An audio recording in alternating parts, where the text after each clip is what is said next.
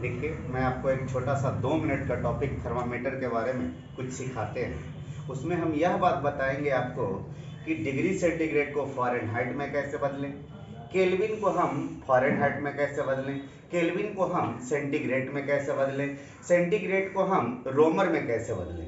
उसके लिए विद्यार्थी जी आप सभी चीज़ जानते हैं, लेकिन आपको सूत्र नहीं याद रहता है। सूत्र याद रखने के लिए मैं ये स्पेशल वीडियो आप लोगों के लिए दे रहा हूँ भाई साहब। अच्छा लगे तो विद्यार्थी जी शेयर तथा सब्सक्राइब जरूर कर दे भाई साहब।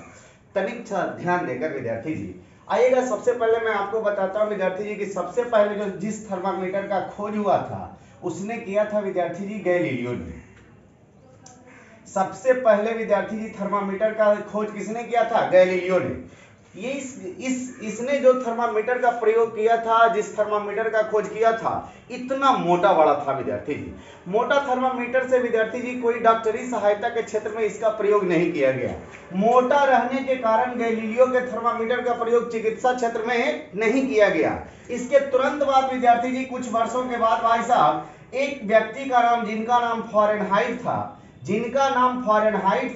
फ़ारेनहाइट था, उन्होंने विद्यार्थी जी एक ऐसा जिसके अंदर एक द्रव भरा था, उसका नाम पारा से सहित एक ट्यूब बनाया फ़ारेनहाइट साहब ने, जिसका प्रयोग चिकित्सा में हो रहा है विद्यार्थी जी। तो आइएगा, सबसे पहले हम सीखते हैं कि केल्विन, सेंटीग्रेड और फ़ारेनहाइट तथा रोमर में क्या संबंध है। यानी मेरा कहना है विद्यार्थी जी कि टेम्परेचर नापने के लिए हमें 4 अवयव की आवश्यकता होती है। पहला विद्यार्थी जी डिग्री सेंटीग्रेड, दूसरा विद्यार्थी जी फ़ारेनहाइट, और तीसरा विद्यार्थी जी केल्विन, और चौथा विद्यार्थी जी रोमर।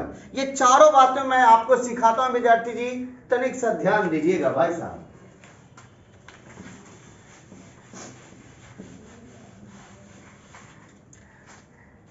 आइएगा,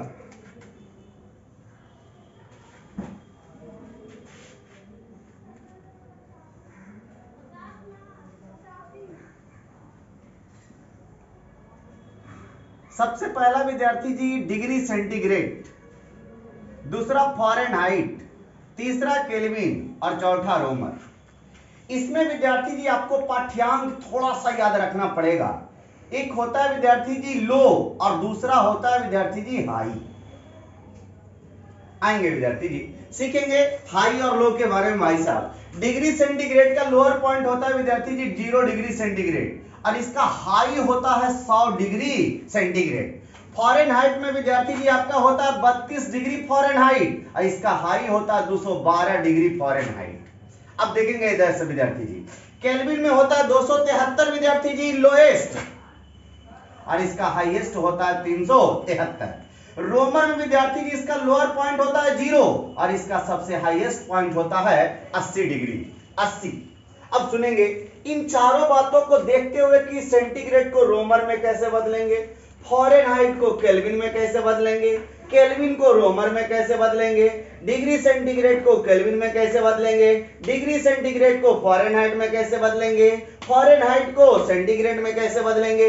इन बातों पर हमें थोड़ा सा ध्यान करना है भाई साहब। इसके लिए एक छोटा सा संबंध, एक छोटा सा रिलेशन आपको याद रखना है। क्या होता है थर्मामीटर में? जो विद्यार्थी जी एक छोटी सी बिंदु जो आपको याद रखना है, होता है थर्मामीटर माइनस लोअर पॉइंट बटा higher point minus lower point. इसके बारे में मैं आपको और थोड़ा सा डिटेल देता हूं। जिस थर्मामीटर के बारे में निकालना है उस थर्मामीटर का पहला बिंदु लेंगे। जैसे सेंटीग्रेड का निकालना है तो लिखेंगे C, और सेंटीग्रेड का थर्मामीटर माइनस लो, तो हम डिग्री सेंटीग्रेड का निकाल रहे हैं, तो डिग्री सेंटीग्रेड का पहला लेटर C ले लिए। अब माइनस होता है लोअर पॉइंट, तो 0 लो की 100 लो, 0 लो होगा माइनस 0। अब बटा होता है हाई माइनस लो, तो हाई कितना है 100, और लो 100, हाई 100 है और लो 0 है, तो 100 माइनस 0 बराबर 100 होगा। आगे बढ़िएगा विद्यार्थी जी, अगला में चलते हैं फ़ारेनहाइट में। तो फ़ारेनहाइट का पहला लेटर F, और माइनस लोअर पॉइंट का 32, अब बटा हाई माइनस लो, तो 212 में 32 को घटाएंगे तो 180 आएगा।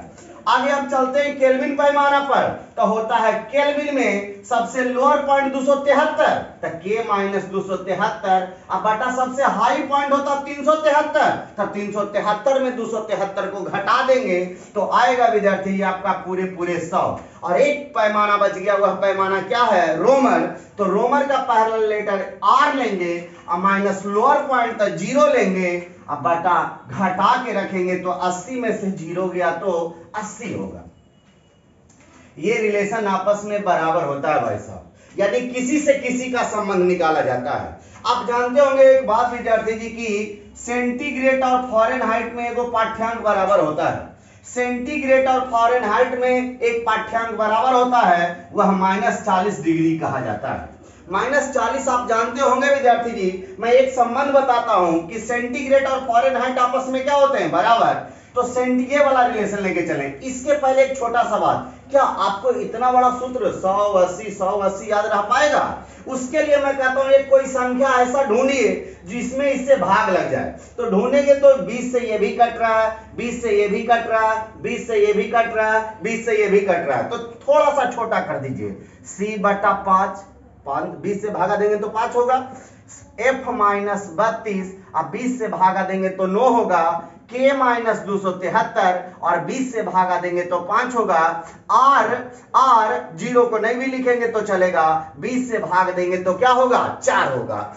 तो मैं ये सूत्र को नहीं, अब इस सूत्र को लेकर चलेंगे। और ये छोटा भी हो गया विद्यार्थी जी, ये भी नहीं याद है तो ये याद होना चाहिए भाई साहब। इसको लिख के जरा सा घेर जरूर लेंगे विद्यार्थी जी, आपको याद रहेगा, जरूर याद रहेगा भाई साहब। थोड़े थोड़े दिन पर देखते रहेंगे और याद रह जाएगा विद्यार्थी जी। ये याद रहे कि ना रहे, ये रिलेशन याद रहेगा तो आपको बनता रहेगा। चलिए मैं इसे बता रहा हूं भाई साहब। तो सेंटीग्रेड और फारेनहाइट में 40 डिग्री सेंटीग्रेड का मान दोनों जगह बराबर होता है। देखिए मैं प्रूफ करता हूं। ये सेंटीग्रेड या फारेनहाइट को एक में से मान ले लीजिए विद्यार्थी जी, मैं इसको रिलेशन को लेके चल रहा हूं। तो C का मान -40 अब बटा 5 विद्यार्थी जी बराबर F माइनस 32/9 विद्यार्थी जी। 5 का 5 पानी 40, 9 72 प्लस में नहीं माइनस में, -72 बराबर F माइनस 32 को लाके जोड़ देंगे तो F बराबर हो गया विद्यार्थी जी -40 डिग्री सेंटीग्रेड